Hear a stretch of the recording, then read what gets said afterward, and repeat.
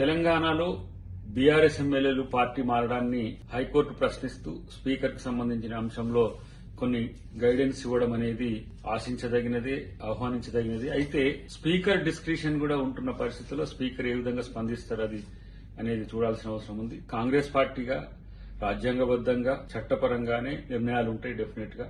ఈ రోజు ఇమ్మీడియట్ గా హైకోర్టు స్పందించడాన్ని కూడా స్వాగతిస్తూనే గతంలో కూడా ఇలా స్పందిస్తే బాగుండేదని ఒక ఆలోచన ఉంది. గతంలో కాంగ్రెస్ పార్టీ మర్జర్ కొరకు ప్రయత్నం చేసిన క్రమంలో ఏ విధంగా జరిగిందనేది. కానీ ఈ అంశం బీఆర్ఎస్ ఎమ్మెల్యేల పార్టీ మార్పు అనేది కేసీఆర్ వైఫల్యం నుంచే వస్తుందనేది తెలుసుకోవాల్సిన అవసరం ఉంది. అటు హరీష్ రావు ఒకవైపు, ఇటు కేటీఆర్ ఒకవైపు నాయకత్వ సమస్యలు వచ్చినాయి వాళ్లకు, ఆయన బయటికి రాకపోవడం కేసీఆర్ గారు, దానివల్లనే పార్టీ మీద నమ్మకం లేక పార్టీలు మారే పరిస్థితి వచ్చింది.